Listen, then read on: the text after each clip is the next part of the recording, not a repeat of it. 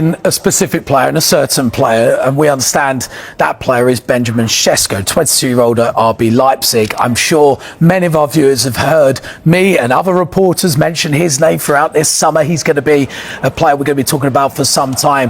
But Man United targeting Benjamin Šeško as their number 9 target. Now, Director of Recruitment Christopher Vivell actually scouted him when he was 16 years old for RB Salzburg. So that's where the link is. That's where the focus is at the moment. Now, Manchester United had held talks with Aston Villa over a deal for Ollie Watkins. That's been another player of interest. I think the difference with Watkins and Sesko, although Sesko will be perhaps more expensive as a deal, Manchester United believe they could structure the payments of this deal that favour them more than what they would have to outlay for an Ollie Watkins. So that's why Ollie Watkins' deal might be difficult. Benjamin Šeško, number 1 target. Also understand that Sesko wants Manchester United, would prefer to move there too. So that will certainly interest United. But they've got to prioritise sales before making any more deals. Remember, they've already signed Matheus Cunha, Bryan Mbeumo, but they've got the futures of Alejandro Garnacho, Jadon Sancho, Anthony, Tyrell Malacia to work out. Rúben Amorim suggested last week that none of the players would be sold for a cut price fee and they would be reintegrated if they're not sold. I'm not so sure that's the case. Maybe that was a negotiating strategy from Amorim. I think Garnacho is absolutely key here because any money United make on Garnacho in this transfer window will represent pure profit, which will give them a huge amount more flexibility in this transfer window. Now, Aston Villa, they've been keen on him.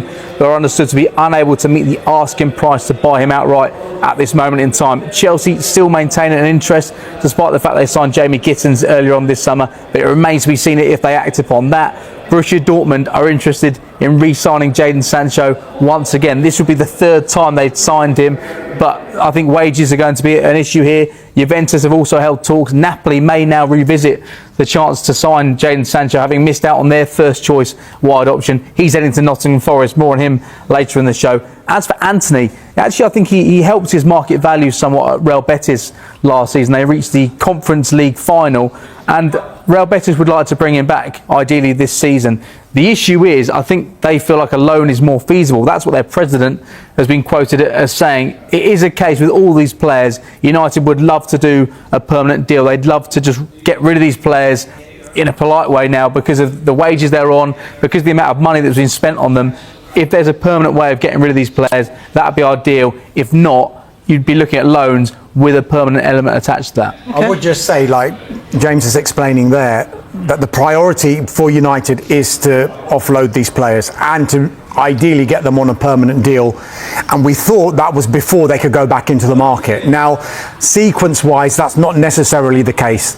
Manchester United, it's all about timing. If, for example, we've been talking about Benjamin Šeško, if that deal presents itself at some point in the next week or so, and they haven't sold any of these players before then, United will still feel that they can do that deal, but they will need some sort of assurance that somewhere along the line, some of these players are going to get sold. It doesn't have to be, well, I know you want to come now, Benjamin, but you're going to have to wait because we need to get rid of these players. It's a timing situation. It's a little bit like when Arsenal fans were complaining when they were actually signing players earlier on in this transfer window.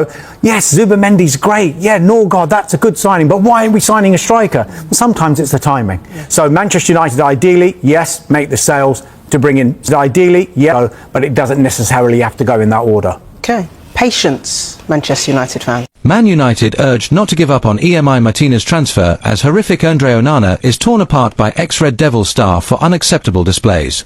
Manchester United have been urged to continue their pursuit of Emiliano Martinez this summer as he can provide the balance that Andre Onana cannot.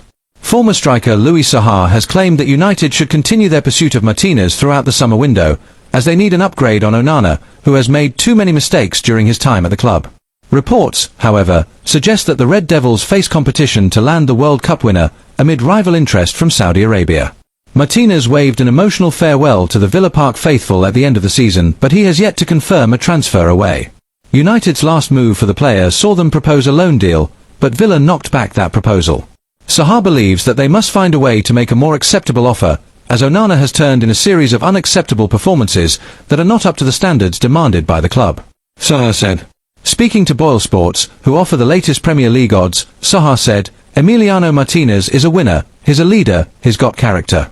He will definitely provide this kind of balance that sometimes Andre Onana didn't show last season. Yes, he's a confident goalkeeper, Onana, but he made too many mistakes. It doesn't mean that Emiliano is not going to make any mistakes because that position is very fragile. Last year, I have never seen any goalkeeper go through that at Manchester United